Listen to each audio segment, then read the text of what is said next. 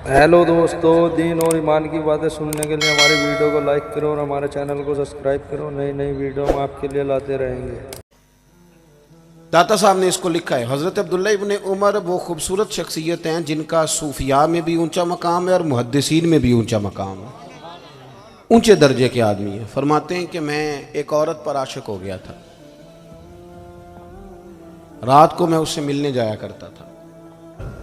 बहरहाल कुरान मजीद में अल्लाह तबारक व तआला ने इरशाद फरमाया, जब अहले मक्का नबी पाक सल्लल्लाहु अलैहि वसल्लम से ये कहा करते थे कि आप तो माज़अल्लाह घड़ के आयात लाते हैं, तो रब करीम ने फरमाया कि महबूब आप इनसे फरमा दें कि अगर इन्हें इसमें कोई शक हो जो हमने अपने बंदा ख़ास पे नाजिल किया है, तो इनका ये ख्याल है कि घड़ के लाते हैं, तो ये भी तो अरबी है ना, फसाहत और बलागत ये भी जानते हैं। तो आप इनसे कहें कि एक सूरत कुरान मजीद की तरह की एक सूरत ला के दिखाओ। ये इतना बड़ा चैलेंज है कि काफिरों के पास अगर इसका जवाब होता तो वो कभी भी बदर और उहद में तलवारें लेके ना आते। इसका जवाब ही नहीं था। फरमाया व इन कुंतुम फी रैबिम मिम्मा नज़्ज़लना अला अब्दिना, अगर तुम्हें उसमें कुछ शक हो जो हमने अपने बंदाए ख़ास पे नाजिल फरमाया है, तो फातू बिसूरतिम मिन मिस्ली, तो फिर इसकी मिसल एक सूरत लेके आओ, और एक दो तीन चार लोग नहीं। फरमाया वदउ शुहदाअकुम मिन दूनिल्लाह, अल्लाह और अल्लाह वालों को छोड़कर, तवज्जो है मेरी बात पर, अल्लाह और अल्लाह वालों को छोड़कर जितने तुम्हारे हिमायती हैं वो सारे जमा कर लो, सारे जमा हो जाओ और कुरान मजीद के मुकाबले की एक सूरत लेके आओ, एक सूरत।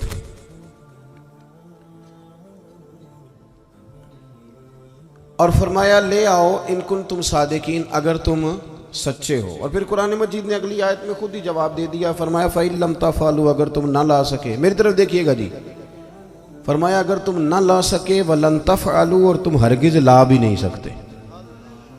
अगर तुम न ला सके और तुम ला सकते भी तो फत्तकुन्नार अल्लती वकूदुहन्नास वल हिजारा, तो फिर उस आग से डर जाओ जिसका ईंधन आदमी और पत्थर है, फिर बाज आ जाओ, फिर कुरान मजीद की मुखालफत करना छोड़ दो। कुरान मजीद फुरकान हमीद अल्लाह तबारक व तआला की लारैब और बेऐब किताब है। कुरान मजीद एक मुकम्मल दस्तूर हयात है। कुरान पाक इंसान के बातिन की हिफाजत फरमाता है। कुरान पाक इंसान को इस्तिकामत का दर्स देता है। ये हमारी दरसी किताबें हैं ना, तवज्जो है ना मेरी बात पर। अल्लाह आपको जज़ाए खैर दे। मैं छेती टूर जाना जे मेरे अल तको, बड़ी मेहरबानी। आप इस तरह दाएं बाएं देखेंगे तो मैं तो तैयार बैठा हूँ, बड़ी जल्दी चला जाऊँगा। अल्लाह आपको जज़ाए खैर दे, थोड़ा मौका दें, आपसे बात कर रहा हूँ। अल्लाह ताला आपको बरकतें अता फरमाए। मेरे अजीज़ दोस्त, कुरान मजीद फुरकान हमीद वो निसाब ज़िंदगी है जो मुकम्मल दस्तूर हयात अता करता है। आपको पता है कि हमारा जो स्कूलों और कॉलेजों का निसाब होता है ना, वो पूरा बोर्ड बैठ के बनाता है, 2 4 5 लोग नहीं वो बनाते। हम उस निसाब के कायल हैं और हम समझते हैं कि जदीद तालीम जो है उसको अगर इस नीयत से पढ़ा जाए कि हम जिद्दत पैदा करके जदीद लोगों को दीन के करीब करेंगे तो वो कोई बुरी बात नहीं। लेकिन एक मुकम्मल बोर्ड बैठता है, मुकम्मल बोर्ड, और वो बैठ करके निसाब बनाता है। लेकिन 2 4 साल गुजरते हैं तो पता चलता है निसाब में कमज़ोरियाँ हैं, निसाब बदल दिया जाता है।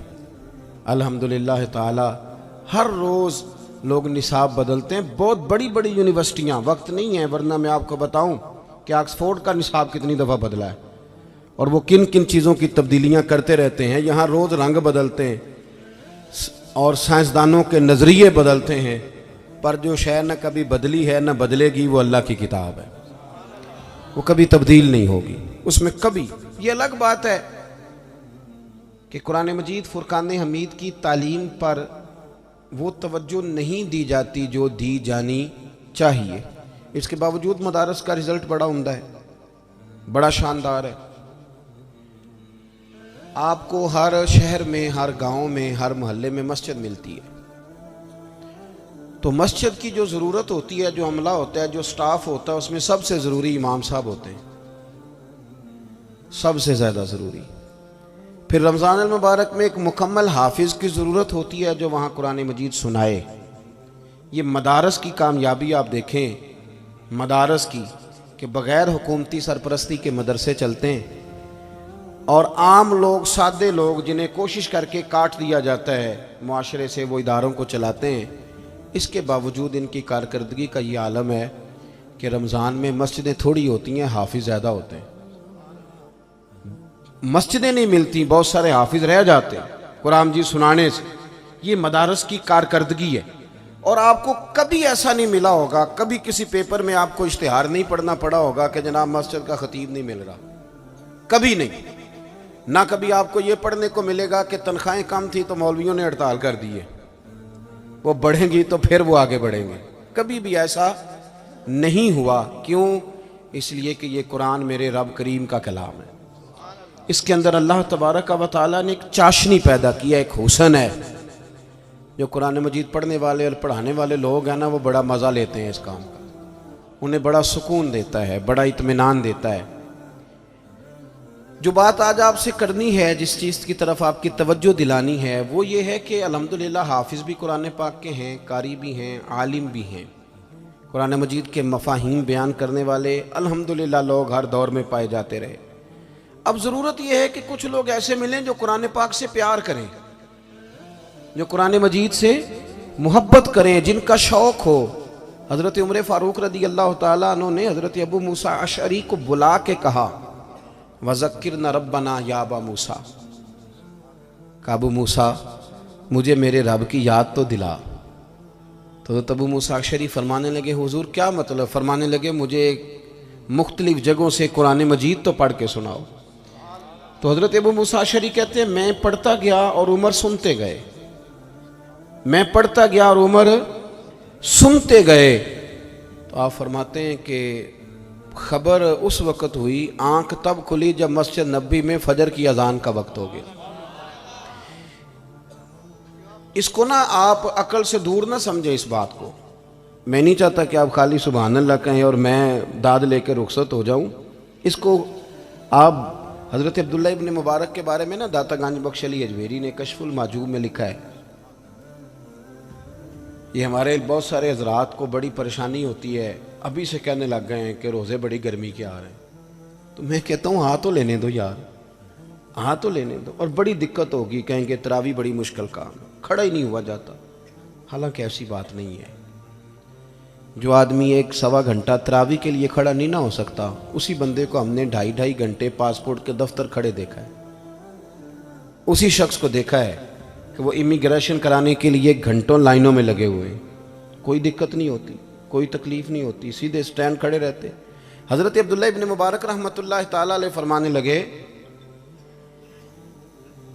दाता साहब ने इसको लिखा है, हज़रत अब्दुल्ला इब्न उमर वो खूबसूरत शख्सियत हैं जिनका सूफिया में भी ऊंचा मकाम है और मुहद्दिसीन में भी ऊंचा मकाम है, ऊंचे दर्जे के आदमी है। फरमाते हैं कि मैं एक औरत पर आशिक हो गया था, रात को मैं उससे मिलने जाया करता था। सर्दियों की लंबी रात थी, तो मैंने, चूँकि मैं ख़ानदानी तौर पर एक साले घराने से ताल्लुक़ रखता था, तो मैंने उसके महल्ले में जाके इमाम साहब के पीछे नमाज़ पढ़ी। तो इमाम साहब ने ना थोड़ी रकत लंबी कर दी। तो मेरे दिल में ख्याल आया कि मौलवी साहब तो फारग हैं, तो हमें तो और भी काम होते हैं, पता है ना, पट्टे पे भी बैठना है, सियासी तबसरे भी करने हैं, और भी कई मुसीबतें इकट्ठी की हुई हैं, ताज़ी फ़ोटो भी चढ़ानी है, और भी कई रट्टे। तो मौलाना ने तुझे लंबा पढ़ दिया। कहते मुझे गुस्सा आया। खैर नमाज मुकम्मल हुई, मैं उस खातून के घर की तरफ गया। सर्दी बड़ी थी, लंबी रात थी, ठिठरता रहा। सारी रात नहीं छत पे आई, लेकिन मुझे गुस्सा नहीं आया। मेरे दिल में ख्याल आता था कि मजबूर होगी, तकलीफ़ में होगी। महबूब पे गुस्सा नहीं आया करता, ये पक्की बात है। जहाँ मोहब्बत ना हो वहाँ चेहरे पर सख्त किस्म की इंसान को परेशानियाँ नज़र आती, प्यार नहीं ना होता। किसी के बच्चे को लोग बड़ा मार लेते हैं और अपने बच्चे को 2 थप्पड़ मार के खुद रोना शुरू कर देते हैं, क्योंकि यहाँ मोहब्बत होती है ना। फरमाते हैं वो सारी रात ना आई, मुझे कोई गुस्सा ना आया। सहरी के वक़्त वो छत पे आई और आके कहने लगी कि घर में मेहमान है, आज मैं नहीं आ सकूँगी। फिर भी मुझे कोई गुस्सा ना आया। मैं जब वहाँ से लौट रहा था तो फजर की अजान हो रही थी। फरमाते हैं कोई और नहीं, मेरा अपना ज़मीर बोला कि अब्दुल्ला, अगर एक औरत के लिए तू सारी रात खड़ा रहता है, न थकावट होती है, न तकलीफ़ होती है, न प्यास लगती है, न गुस्सा आता है, अगर इस काम के लिए सारी रात खड़ा रहा जा सकता है तो रब के कुरान मजीद के लिए भी खड़ा रहा जा सकता है। शर्त सिर्फ इतनी है कि मैं जहन बनाऊं कि मुझे कुरान मजीद से प्यार हो गया, मुझे कुरान पाक से मोहब्बत हो गई। इमाम राजी ने हदीस लिखी है, नबी पाक सल्लल्लाहु अलैहि वसल्लम के एक सहाबी हुजूर की बारगाह में बैठे थे तो हज़रत इज़राइल अलैहिस्सलाम हाजिर खिदमत हो गए। अर्ज़ की या रसूल अल्लाह सल्लल्लाहु अलैहि वसल्लम, हम आपके ना इस ग़ुलाम की रूह कब्ज़ करने वाले हैं थोड़ी देर तक। तो सरकार ने फरमाया तेरा बुलावा आ गया मियाँ, कोई परेशानी नहीं उस सहाबी को। हमारे यहाँ बहुत सारे लोग नफसियाती मरीज़ हो जाते हैं, कब्र के दरवाजे बंद हैं, खिड़कियाँ बंद हैं, हवा नहीं जाती, बिल्कुल नहीं जाती। उसके लिए जिसने कब्र को कभी याद ही नहीं किया, जो सारा दिन बंदा ही राज़ी करता रहा, किसी का वलीमा, किसी का जनाजा, किसी को फातिहा, फ़कत अल्लाह के लिए नहीं, बंदों के लिए सारा दिन यही काम करता रहा तो कब्र में अंधेरा तो नज़र आएगा। लेकिन जिसने दुनिया से छुप छुपा के रात मुसल्ले पे भी इबादत की और मुट्ठी में बंद करके किसी गरीब को नजराना दिया, तो आप यकीन करें कि उसको तो फिर माँ परदेश से आने वाले पुत्र का इतना ज़्यादा इस्तकबाल नहीं करती जितना बंदाए मोमिन का रब की रहमतें कब्र में इस्तकबाल करती। और हुजूर ने फरमाया, सुने जी, हुजूर ने फरमाया कब्रुल मोमिन रौज़तुम मिन रियाज़िल जन्ना, खड्डा तो किसी और के लिए है, फरमाया मोमिन की कब्र जन्नत के बागों में से बाग होती है, मोमिन की कब्र जन्नत के बागों में से। मेरी बात की समझ आ रही है आप हजरात को? तो कुरान मजीद के साथ जब दिलचस्पी होती है, जब ज़ौक़ होता है, इमाम राजी ने लिखा है कि नबी पाक सल्लल्लाहु ताला अलैहि वसल्लम ने अपने सहाबी से फरमाया, भाई थोड़ी देर के बाद तेरी रूह कब्ज़ हो जाएगी। उनको कोई परेशानी नहीं, बड़े मुतमईन रहे, बड़े मुतमईन। मिट्टी दें ते मिट्टी रहना ही, एवं कादी बल्ले बल्ले, अज मिट्टी दे उत्ते बंदे आते कल मिट्टी दे थले। वो मुतमईन है, वो तैयार बैठे थे, बिल्कुल तैयार। हल्की सी बात अर्ज़ की या रसूल अल्लाह सल्लल्लाहु अलैहि वसल्लम वक्त आ गया है, बस आप मुझे वो काम बताएं जो मैं करता हुआ दुनिया से जाऊं तो रब करीब मेरे लिए जन्नत का फैसला फरमा दे। ये आप बता दें। ना दौड़ के घर गए, ना कोई वसीयत लिखने गए, वहीं बैठे, हुजूर हुक्म कर दें क्या करूं? तो नबी पाक सल्लल्लाहु ताला अलैहि वसल्लम ने फरमाया, जा कुरान के सफ़े उठा के ला, तू बैठ के पढ़ और मैं तुझे पढ़ाता हूँ। फरमाया कुरान मजीद सीखता सिखाता दुनिया से जा, रब बगैर हिसाब किताब जन्नत अता फरमाएगा। आप यकीन करें, नौजवान जिंदगी बिता लेते हैं अपनी, लेकिन मुसलमान होते हैं ना, अंदर ईमान तो होता है, तो फिर जब आँख खुलती है तो कहते हैं दिल करता है कुरान पाक पढ़ने, तबीयत चाहती है कुरान पाक पढ़ने। अगर उन्हें वक्त पे सिखा दिया जाए, उनकी तवज्जो करा दी जाए, उनका प्यार डाला जाए। जब हमारी तबीयत होती है ना लेक्चर देने को, तो फिर हम घर के अंदर आके लेक्चर शुरू करते हैं बच्चों पे। हम कहते हैं तुम नमाज नहीं पढ़ते इसलिए मेरी रोज़ी में बरकत कोई नहीं, तुम सवेरे कुरान मजीद नहीं खोलते तो सारी बेबरकती। हमारा प्रोग्राम बन जाता है ना लेक्चर देने का, शुरू हो जाते हैं। हालांकि इस तरह नहीं बच्चे कुरान मजीद पढ़ेंगे, इस तरह थोड़ी नमाज पढ़ेंगे। बेहतरीन तरीका ये है कि आप मुसल्ला बिछा लें घर में। नबी पाक अलैहिस्सलाम ने फरमाया कुछ नफल घर में भी पढ़ा करो, अपने घर को कब्रिस्तान ना बना लेना। ये मिशकात में मौजूद है। सरकार के घर का दरवाज़ा मस्जिद में खुलता था, लेकिन हज़रत आयशा सिद्दीक़ा फरमाती हैं फिर भी तहज्जुद की नमाज अल्लाह के रसूल सल्लल्लाहु अलैहि वसल्लम अपने घर के अंदर अदा फरमाते थे और सारी रात खड़े रहते थे। हज़रत अली मुर्तज़ा ने भला कलमा कैसे पढ़ा? हज़रत अली मुर्तज़ा फरमाते हैं मुझे कोई सरकार ने तबलीग नहीं फरमाई, कोई स्पेशल बात नहीं हुई। मैं तो घर आया था तो हुजूर सल्लल्लाहु अलैहि वसल्लम और सैयदा खतीजा नमाज पढ़ रहे थे, तो मुझे नमाज का तरीका बड़ा भला लगा, बड़ा खूबसूरत लगा।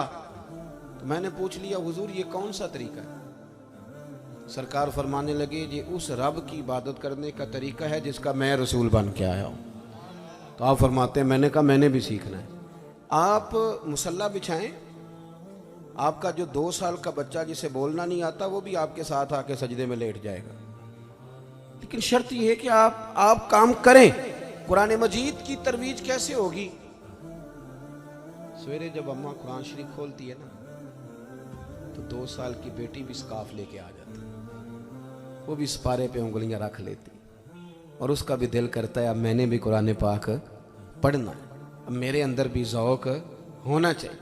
आप यकीन करें, ये कुरान पाक इतना हुस्न देता है, इतना वक़ार देता है। मेरे नबी पाक अलैहिस्सलाम ने फरमाया, ये मुस्लिम के लफ्ज़ हैं, और जो अहले तसव्वुफ़ हैं वो इस हदीस पर वजद करते हैं। इमाम शौरानी फरमाया करते थे, जब पढ़ता हूँ तो वजद होता है। हुजूर ने फरमाया हाफिज़ कुरान को, हाफिज़ कुरान को, कुरान मजीद पढ़ने वाले को अल्लाह क़यामत के दिन अपने सामने खड़ा करेगा। यानी खुदा खुद मीर मजलस बूद अल्लाह सामने खड़ा करेगा, और अब फरमाएगा कि तू अब कुरान मजीद पढ़। फरमाया वो जितनी आयतें पढ़ता जाएगा रब उतने ही उसके दर्जे बुलंद करता जाएगा, वो जितनी आयतें पढ़े।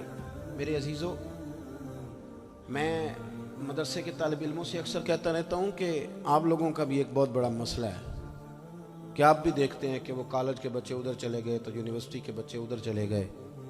याद रखना, आपका बड़ा एजाज़ है। जो आदमी अपना एजाज़ समझ लेता है वो कभी एहसास कमतरी का शिकार, आपका बड़ा एजाज़ है। बुखारी मुस्लिम में हदीस है, नबी पाक अलैहिस्सलाम ने फरमाया 2 लोगों पर रश्क करो। कहो क्या बात है इनकी, रश्क करो, हुक्म दिया हुजूर ने। या रसूल अल्लाह कौन कौन से? फरमाया एक जिसे अल्लाह ने माल दिया हो वो सुबह भी अल्लाह के रास्ते में खर्च करे और शाम भी अल्लाह के रास्ते में खर्च करे, और दूसरा वो जिसे अल्लाह ने कुरान का इल्म दिया हो, वो सुबह भी लोगों को कुरान मजीद की तालीम दे और शाम भी लोगों को कुरान पाक की तालीम दे। दोस्तों, अपने बच्चों की तवज्जो आप तब करा सकेंगे जब आप खुद जाएंगे, खुद भी किसी मदरसे में जाएं, किसी कारी साहब के पास बैठें, उनसे कहें कि जनाब मेहरबानी फरमाएं मेरा कुरान मजीद सुने, ये कुछ जगह मुझे शुबा होता है कि मैं ठीक नहीं पढ़ता, तो ज़रा मेरे साथ तवज्जो करें। अपने मदारस की मजबूती में किरदार अदा करें, शौक़ पैदा करें मदारस की मजबूती का। अब मदारस उलमा को बनाने पड़ते हैं, बड़े बड़े जतन करने पड़ते हैं, और चंदा देने वाले फिर जो नखरा दिखाते हैं वो भी बड़ा बाकमाल होता है, बड़ा बाकमाल। और ऐसी ऐसी बातें सुनने को मिलती हैं कि वो इंसान कई रात सो ना पाए। आपने भी फैक्ट्री लगा ली है, अब आप भी पैसे खाएंगे, बड़ी बड़ी दास्तानें सुनने को मिलती हैं। ये अब उलमा मदारस बनाने लगे हैं, वरना पहले तो नवाब सेठ मालदार आदमी मदरसा बनाता था, और मदरसा तामीर करके वो कहा करता था कि जनाब मैंने इदारा बना दिया है, मैं सारी तनख्वाहें दूंगा, आपने बैठना है, पढ़ना और पढ़ाना है। आप तारीख पढ़ लें, सारे मदारस नवाबों ने सेठों ने बनाए। अब हमारा मिजाज ही नहीं, अब तो सियासी सा रंग होता है। आप मोहल्ले में किसी को कह दें कि जनाब आपने मस्जिद के साथ ताउन करना है, तो पहले उसे सदर बनाना पड़ता है, देना भी ओहदा पड़ता है, वो वाला जो पाकिस्तान का सबसे बड़ा ही नहीं ओहदा है, ये देना पड़ता है। फिर सदर भी परेशान होता है कि मैं सदर हूँ और असेंबली मैंने तोड़ी नहीं कभी भी, उसको भी बड़ी टेंशन होती। थोड़ा ज़ौक़ बनाएं, प्यार करें मदारस के साथ। ये पता है कितने आला लोग हैं, इनकी तारीफ़ें की कुरान पाक ने। आप दूसरा पारा पढ़े तो असहाबे सूफ़ा की बाकायदा तारीफ़ फरमाए गरीब लोग हैं पर ला यसअलून अन्नास इल्हाफा, किसी से लिपट कर सवाल नहीं करते, खुददारी में रहते। नबी पाक अलैहिस्सलाम इनको खाना देते, सहाबा में मदरसे के तालिब इल्मों को तकसीम करते, फिर हुजूर ने इनकी शादियां कराईं, फिर नबी पाक ने इनको मकानात बना के दिए। हुजूर ने मुकम्मल इनकी तवज्जो इनकी तरफ रखी। कुरान पाक से प्यार करें, इदारों से प्यार करें। मुझे कॉलेज में भी कोई 4 साल पढ़ने का मौका मिला। मेरे एक प्रोफेसर साहब टीचर कहने लगे कि आप किसी दिन आएँ, हमें कुछ बातें सुनाएं। मैं हाजिर हुआ तो फरमाने लगे कि कॉलेज और मदरसे में क्या फ़र्क देखा। मैंने उन्हें कहा कि दोनों ही अच्छे हैं माशाल्लाह, पर हमारा जो मदरसे का तालिब इल्म है ना, वो अभी भी हमारे जूते उठा लेता है, वो अभी भी उस्ताद जी की मोटरसाइकिल को टाकी फेर देता है, वो अभी भी पुश्त करके नहीं चलता, उस्ताद जी कहता है। लेकिन कॉलेज के बच्चे तो पूछते हैं कि इस्लाम ही अताला आया है, अंग्रेजी वाले का पीरियड होवेगा, इन लफ्ज़ों से पूछते हैं। इन लफ्ज़ों से पूछ लें। और उनके ज़हन में बात होती है कि कोई मुफ्त पढ़ाता है, 5,000 रुपया फ़ीस नहीं लेता। तो ये स्टेटस है। मदारस में बड़ी चीज़ें हैं जो ठीक होने वाली हैं, पर इसके बावजूद अदब है, खुलूस है, वफ़ा है, लिल्लाहियत है। ये 2-4 बातें आपकी खिदमत में अर्ज़ करनी थी। एक दफ़ा फिर पलट के आता हूँ वापस और आपसे गुजारिश करता हूँ, इस मदरसे में बड़ा उम्दा काम हो रहा है, बच्चे पढ़ रहे हैं। मैं बिल्कुल इस बात की तारीफ़ नहीं कर रहा कि ये बिल्कुल ठीक चल रहे हैं, इंसान है, कौन है जो बिल्कुल ठीक है। अगर आपको कहीं कोई कमज़ोरी नज़र आए तो आप अच्छे तरीके से आके मुस्लिहाना अंदाज में मशवरा पेश करें, कोई अर्ज नहीं। लेकिन इसकी बका में, इस मदरसे को आगे लेके जाने में, इसको एक अच्छा इदारा बनाने में आप अपना किरदार अदा करें। आप इन खूबसूरत तरीन बच्चों के करीब आएँ, इनके साथ कभी बैठ के दोपहर का खाना खाएँ। आप कभी गौर करें कि ये कितना आला काम कर रहे हैं। हम निकम्मा बच्चा समझ के मदरसे में दाखिल कराते हैं, लेकिन सारे वकील, प्रोफेसर, लेक्चरर, डॉक्टर हाथ बांध के पीछे खड़े होते हैं। वो निकम्मा था जब मदरसे में आया था, पर मदीने वाले रसूल ने उसे अपना मुसल्ला अता फरमा दिया, उसे मिंबर नसीब हुआ है। अब सारे खड़े होके कहते हैं पीछे इस इमाम के। तो ये देखें अल्लाह कितना एजाज़ देता है। ज़रूर तवज्जो करें मदारस की तरफ। आज जिन बच्चों की दस्तार होने जा रही है, उनको देख कर आप रश्क करें, इनकी दस्तार आज होगी और हुजूर ने फरमाया इनके माँ बाप की दस्तार क़यामत के दिन होगी। अल्लाह सोने का ताज अता फरमाएगा, सोने का ताज अल्लाह क़यामत के दिन इनको दस्तार देगा। आप समझ लें कितना बड़ा एजाज़ है। और हमारे हुजूर मुहद्दिस आज़म रहमतुल्लाह अलैह ने एक पगड़ी संभाल के रखी हुई थी। फरमाया करते थे, ये जब मैंने तालीम मुकम्मल की थी तो मेरी दस्तार हुई थी। ये कोई मामूली कपड़ा नहीं, ये मेरे उस्तादों ने सनद दी थी कि तू कुछ दीन पढ़ गया है। फरमाते थे कब्र में भी साथ लेके जाऊंगा इसको साथ। दस्तार फजीलत को मामूली जलसा ना समझा करें, ये बड़ा एजाज़ वाला मामला है। मैं जैसे मैंने शुरू में अर्ज़ किया कि कई हुकूक रखता हूँ, तो कई हुक्म भी मुझे मानने पड़ते हैं। जलसे चूँकि अल्लाह रसूल के नाम के, लोग आते भी रहते हैं, जाते भी रहते हैं। अभी तिलावत होगी एक बड़ी खूबसूरत, आपका प्रोग्राम जारी रहेगा। और फिर मेरी गुजारिश है, इतनी दफ़ा कभी नहीं कोई बात की, बड़ी गुजारिश है कि इन बच्चों से प्यार करें, इनको इतनी तसल्ली दे दें कि कोई हिफ़्ज़ करके छोड़े ना, दरस निज़ामी भी पढ़े। दरस निज़ामी वाले को इतना प्यार दे दें कि वो कहे मैंने तखस्सुस भी करना है, मैंने आगे भी निकलना है। इनको खूब खूब आप अपनी शफ़क़तों से नवाजें। दुआ करता हूँ अल्लाह करीम हमारे लिए अमल का रास्ता आसान फरमाए। आखिर दावा अनिल हम्दुलिल्लाह।